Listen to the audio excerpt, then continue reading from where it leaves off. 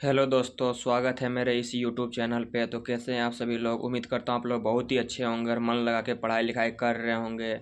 तो आज के इस वीडियो में हम हिस्ट्री के चैप्टर 1 के प्राचीन भारत का इतिहास का चैप्टर 1 का आज हम थ्योरी लेके आए हुए हैं। पूरा कंप्लीट थ्योरी है, तो आप इसको ज़रूर देखिए और वीडियो को लाइक कीजिए, शेयर कीजिए, अपने दोस्तों के पास पहुंचाइए। आप किसी भी एग्ज़ाम का तैयारी करते हैं, SSC, railway, banking, Bihar police, Bihar दरोगा, सब में यह काम देगा।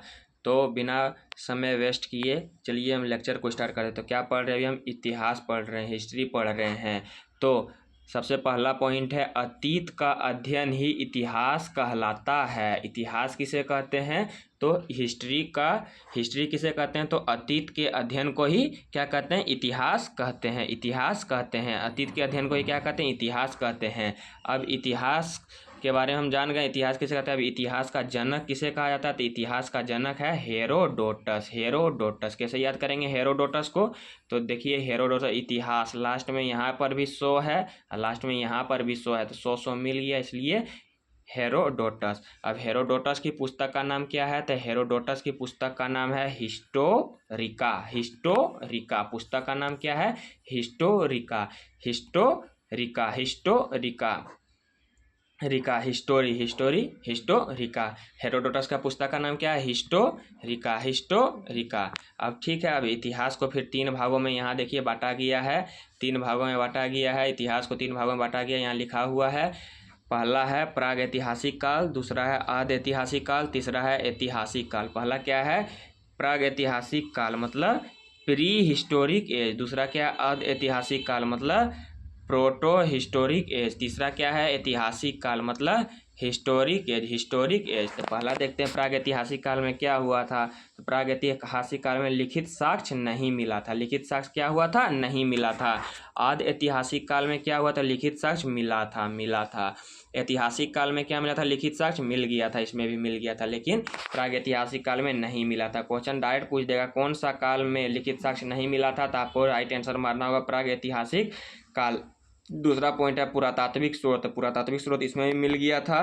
पुरातात्विक स्रोत आदि ऐतिहासिक काल में भी मिल गया है, ऐतिहासिक काल में पुरातात्विक स्रोत ऐतिहासिक काल में भी मिल गया, मतलब तीनों में ऐतिहासिक काल मिल गया है। क्वेश्चन ऐसे पूछ देगा कि कौन ऐसा स्रोत है जो तीनों में मिल गया है, प्रागैतिहासिक काल में भी, आदि ऐतिहासिक काल में, ऐतिहासिक काल में। तो क्या मारना है? पुरातात्विक स्रोत मारना है। तीसरा पॉइंट में है पाषाण काल। इसमें क्या आता है? पाषाण काल आता है। क्वेश्चन सीधा आपसे पूछ देगा पाषाण काल किस काल के अंतर्गत आते हैं। पाषाण काल किस काल के अंतर्गत आते हैं? तो पाषाण काल प्राग ऐतिहासिक काल के अंतर्गत आते हैं, अर्थात प्री हिस्टोरिक एज के अंतर्गत आते हैं। कौन काल? पाषाण काल। चौथा में क्या है? पत्थर का प्रयोग होने लगा था। कहेगा पत्थर का प्रयोग कौन सा काल में होने लगा था? तो पत्थर का प्रयोग क्या आज ऐतिहासिक काल में होने लगा था? नहीं। ऐतिहासिक काल में होने लगा था? नहीं। कौन काल में हुआ था पत्थर का प्रयोग? पत्थर का प्रयोग ऐतिहासिक काल में होने लगा था। आज प्राग ऐतिहासिक काल में होने लगा था। प्राग ऐतिहासिक काल में होने लगा था, मतलब प्री हिस्टोरिक एज में इसका यूज होने लगा था। उसके बाद है आदि ऐतिहासिक काल। अब आदि ऐतिहासिक काल में क्या क्या आता है? तो अब आदि ऐतिहासिक काल के बारे में अब हम लोग पढ़ते हैं। तो आदि ऐतिहासिक काल को इंग्लिश में कहते हैं प्रोटो हिस्टोरिक एज। इसमें लिखित साक्ष्य मिला था। इसमें लिखित साक्ष्य क्या हुआ था? मिला था। पढ़ा भी गया था इसमें कि क्या लिखा है, उसको पढ़ भी लिया था आदमी सब।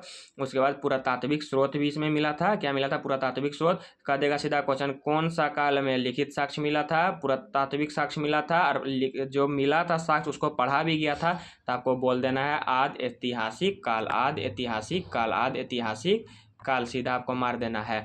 फिर इसमें कांसे का यूज होने लगा था। कौन काल में कांसे का यूज होने लगा था? आदि ऐतिहासिक काल में कांसे का यूज होने लग गया था, जिस कारण से इसे कांस्ययुगीन सभ्यता भी कहा जाता है। देखिए यहाँ लिखा हुआ है कांस्ययुगीन सभ्यता भी कहा जाता है, जिस कारण से इसे कांस्ययुगीन सभ्यता भी कहा जाता है। और इसे प्रथम नगरीय सभ्यता भी कहा जाता है। प्रथम नगरीय सभ्यता भी कहा जाता है। इसी को ही हड़प्पा सभ्यता भी कहा जाता है। देखिए हड़प्पा सभ्यता यहाँ लिखा हुआ है। फिर इसे सिंधु घाटी सभ्यता भी कहा जाता है। सिंधु घाटी सभ्यता भी कहा जाता है इसको। फिर देखिए आप पढ़ रहे हैं ऐतिहासिक काल को। क्या पढ़ रहे हैं आप? ऐतिहासिक काल को। तो इसमें लिखित साक्ष्य मिला था। फिर लिखित साक्ष्य मिला था, उसको पढ़ा भी गया था, पुरातात्विक स्रोत भी इसमें मिल गया था।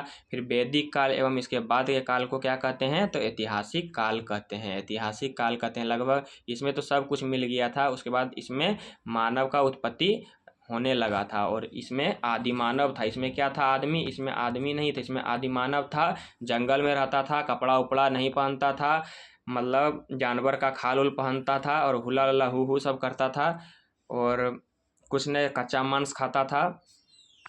अब आगे बढ़ते हैं, तो यहाँ पे देखिए आप लोग, आगे बढ़ते हैं तो देखिए यहाँ पे आप लोग, अब यहाँ पे है पुरातात्विक, भारतीय पुरातात्विक सर्वेक्षण की स्थापना कब हुई थी, तो भारतीय पुरातात्विक सर्वेक्षण की स्थापना जो है सो 1861 ईस्वी में हुई थी। 1861 ईस्वी में भारतीय पुरातात्विक सर्वेक्षण की स्थापना कब हुई थी, 1861 में हुई थी। इसके जनक किसे माना जाता है, तो इसके जनक माना जाता है सर अलेक्जेंडर कनिंघम को माना जाता है। किसे माना जाता है, भारतीय पुरातात्विक सर्वेक्षण का जनक सर अलेक्जेंडर कनिंघम को माना जाता है। सीधा ये सब क्वेश्चन एग्जाम में पूछ देता है।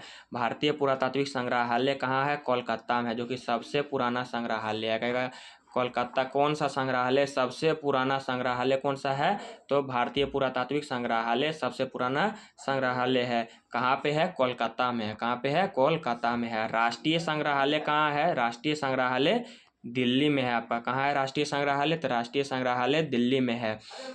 ठीक है। पुरातात्विक विभाग कहाँ कब स्थापना हुआ था, तो 1904 में हुआ था पुरातात्विक विभाग की स्थापना। पुरातात्विक विभाग की स्थापना कब हुई थी, तो 1904 में पुरातात्विक विभाग की स्थापना हुई थी। और जब पुरातात्विक विभाग की स्थापना हुई थी उस समय वायसराय, भारत का वायसराय कौन सा था, लॉर्ड कर्जन था। लॉर्ड कर्जन था। आप याद भी कर सकते हैं कि 1904 में कौन सा वायसराय था, लॉर्ड कर्जन था। सीधा बिहार पुलिस में एग्जाम ये पूछ दिया गया है। 1904 में कौन सा वायसराय था, तो लॉर्ड कर्जन था, लॉर्ड कर्जन था। और आपको पता ही है 1905 ईस्वी में बंगाल का विभाजन हुआ था, उस समय लॉर्ड कर्जन ही था और लॉर्ड कर्जन के द्वारा ही बंगाल का विभाजन हुआ था। इसको भी आपको याद कर लेना है। ठीक है। अब आगे पढ़ते हैं, पाषाण काल के बारे में पढ़ते हैं करके। पाषाण काल को 4 भागों में बांटा गया है। पाषाण काल को कितना भागों में बांटा गया है, तो पाषाण काल को 4 भागों में बांटा गया है। क्या क्या है, पूरा पाषाण काल, मध्य पाषाण काल, नव पाषाण काल, ताम्र पाषाण काल। फिर से बोलिए, पूरा पाषाण काल जिसको कहते हैं पोलियोलिथिक, बच्चा में पोलियो पीते थे ना आप लोग, तो उसी को कहते हैं पोलियोलिथिक। दूसरा में मध्य पाषाण काल जिसको कहते हैं मेसोलिथिक, मेसोलिथिक, मेसोलिथिक, ऐसे इसको याद कर सकते हैं। चूहा को कहते हैं मूस, मूस कहते हैं, उसको कहते हैं मोसलिथिक, मोसलिथिक भी बोल सकते हैं इसको। ठीक है। अब तीसरा में है नव पाषाण काल। नव मतलब होता है नया, नया नया चीज़ का इसमें खोज किया गया था, जिसका आंसर इसको नियोलिथिक कहा जाता है। न्यू न्यू न्यू, इसको तो तुरंत याद हो जाएगा। नव मतलब न्यू, न्यूलिथिक। और ताम्र पाषाण काल को चिरकोलिथिक भी कहा जाता है। ताम्र पाषाण काल को इसमें तांबा का प्रयोग किया गया था। अब आगे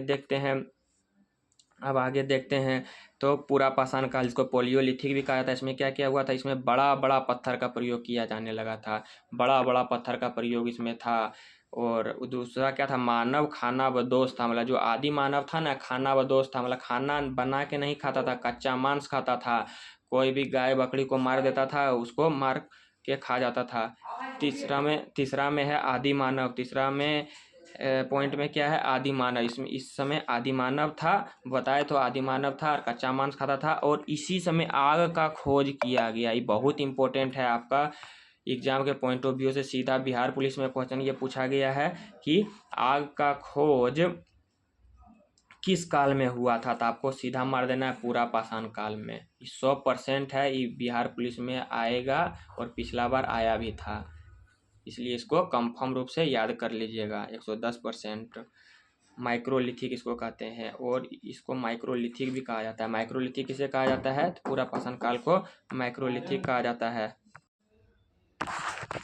प्रयोग होने लगा था। मध्य पाषाण काल में क्या क्या हुआ, तो मध्य पाषाण काल को इंग्लिश में कहते हैं मेसोलिथिक। मध्य पाषाण काल को इंग्लिश में क्या कहते हैं, मेसोलिथिक, मेसोलिथिक, मेसोलिथिक। मध्य पाषाण काल को मेसोलिथिक कहते हैं। और इसमें छोटा पत्थर का यूज होने लगा था, छोटा छोटा पत्थर का यूज होने लगा था। और मानव आग का उपयोग करना सीख गया था। ठीक है। कहेगा आग का खोज कब किया गया था, आग का खोज पूरा पाषाण काल में किया गया था। लेकिन आग का उपयोग करना कब सीख गया था, तो मध्य पाषाण काल में करना सीख गया था। ये दोनों बहुत इंपॉर्टेंट है, अक्सर बच्चा कंफ्यूज कर जाता है। इसमें भी माइक्रोलिथिक का आ जाएगा। और फिर आगे है पाषाण काल। पाषाण काल में फिर है नव पाषाण काल, जिसको नियोलिथिक कहते हैं। इसमें नया नया चीज़ का खोज किया गया था, ठीक है, नव पाषाण काल में, ठीक है। तो देखते हैं नया नया खोज। देखिए यहाँ लिखा ही हुआ है नया नया खोज, नया नया खोज। तो देखिए छोटा पत्थर और चमकदार पत्थर का इसमें खोज किया गया था। छोटा पत्थर और चमकदार पत्थर का इसमें खोज किया गया था। नुकीलादार पत्थर का बनाया गया था इसमें, जैसे कि जैसे किया गया था पालतू पशु। और नव पाषाण काल में ही मानव सबसे पहला एक जानवर को पालतू बनाया था, जिसका नाम था कुत्ता। कुत्ता को ही सबसे पहले पालतू बनाया था, ठीक है। आगे फिर खेती करना भी प्रारंभ कर दिया गया, कर लिया था मानव का जिस तरह उत्पत्ति हुआ, बाद में विकसित हुआ, तो मानव कुत्ता को पालतू बनाया। उसके बाद फिर खेती भी करना प्रारंभ कर दिया था। जब खेती करना प्रारंभ कर देगा तो मतलब एक जगह स्थिर रहना पड़ेगा, समझे, जिसका कारण से अस्थायी जीवन का भी उद्घाटन हो गया था। अस्थायी जीवन में भी वह रहना सीख गया था। समाज का भी निर्माण धीरे धीरे हो गया था और पहिया का भी खोज किया गया था। सीधा क्वेश्चन पूछ देता पहिया का खोज कौन सा काल में हुआ था, तो मार देना नव पाषाण काल में। कौन सा काल में? नव पाषाण काल में। पहिया का खोज कौन सा काल में हुआ था? पहिया का खोज नव पाषाण काल में हुआ था। समाज का निर्माण कौन सा काल में हुआ था? नव पाषाण काल में हुआ था। बहुत इंपॉर्टेंट है ये। अस्थायी जीवन का शुरुआत कब हुआ था? तो नव पाषाण काल में हुआ था। खेती करना प्रारंभ कब हुआ था? नव पाषाण काल में हुआ था। आगे देखते हैं ताम्र पाषाण काल, जिसको चिरकोलिथिक भी कहते हैं। तो इसमें तांबा का उपयोग किया जाने लगा, जिसका कारण से ताम्र पाषाण काल कहा जाता है। तो से ताम्र, तो से तांबा, ये तो सिंपल है। इसको चिरकोलिथिक कहा जाता है, ठीक है। अब आगे बढ़ रहे हैं। मानव द्वारा खोजा गया पहला धातु कौन सा है? तांबा है। मानव द्वारा खोजा गया पहला धातु कौन सा है? तांबा है। तांबा तांबा तांबा। अब मानव द्वारा पहला पालतू जानवर कौन सा है? तो पहला पालतू जानवर है कुत्ता, डॉग। डॉग। मानव सबसे पहले कौन जानवर को पालतू बनाया था? तो कुत्ता को सबसे पहले पालतू बनाया था। मानव द्वारा प्रयोग किया गया औजार कौन सा था? कुल्हाड़ी था। कुल्हाड़ी था, टांगी था, जिससे वो गाछ काटता था, पेड़ काटता था। तो मानव द्वारा प्रयोग किया गया पहला औजार कौन सा है? कुल्हाड़ी है। मानव द्वारा पहला फसल कौन सा है? तो पहला फसल जौ है, दूसरा है गेहूं है, तीसरा कौन सा है? चावल है। पहला कौन है? जौ है, दूसरा गेहूं है, तीसरा चावल है, ठीक है। मानव द्वारा खोजा गया पहला फसल है। चौथा हो जाएगा मानव उत्पत्ति सर्वप्रथम कब हुई थी? तो 4.4 मिलियन वर्ष पहले हुई थी। 4.4 मिलियन बीसी पहले, मतलब बीसी मतलब था पहले। 4.4 मिलियन बीसी पहले कहाँ हुई थी? तो अफ्रीका के जंगल में हुई थी। अफ्रीका के मतलब अफ्रीका में वो जंगल है, वहीं पर हुई थी। जंगल में ही, अफ्रीका के जंगल में ही हुई थी मानव की उत्पत्ति। ज्ञानी मानव को क्या कहते हैं? होमो सेपियंस कहते हैं। बहुत इंपॉर्टेंट है ज्ञानी मानव, या मानव का वैज्ञानिक नाम क्या है? तो होमो सेपियंस है। होमो सेपियंस है। अब 20-25 हजार पहले होमो सेपियंस इस तरह हुआ है, ठीक है। आगे देखते हैं। सजीव जीवाश्म वस्तु की आयु जांच करने में कार्बन C14 का प्रयोग किया जाता है। सजीव जीवाश्म वस्तु की आयु जांच करने में कार्बन C14 का प्रयोग किया जाता है। कार्बन डेटिंग विधि, कार्बन डेटिंग विधि, कार्बन डेटिंग विधि का प्रयोग किया जाता है। निर्जीव चट्टान जैसे पृथ्वी हो गया, चट्टान हो गया, ये सब का आयु का पता वस्तु आयु का पता लगाने के लिए यूरेनियम 235 का प्रयोग किया जाता है। यूरेनियम 235 का प्रयोग किया जाता है। यूरेनियम डेटिंग विधि इसको कहते हैं। ये कौन सा? कार्बन C14 सजीव के लिए, कार्बन C14 सजीव के लिए, निर्जीव के लिए यूरेनियम 235 का प्रयोग किया जाता है। कार्बन C14 इसको कार्बन डेटिंग विधि भी कहते हैं। यूरेनियम 235 को यूरेनियम डेटिंग विधि भी कहा जाता है, ठीक है। भारत में पुरापाषाण कालीन औजार की खोज सर्वप्रथम 1863 ईस्वी में रॉबर्ट ब्रूस फुट ने की थी। कहाँ से की थी? पल्लावरम तमिलनाडु से की थी। पल्लावरम तमिलनाडु से की थी।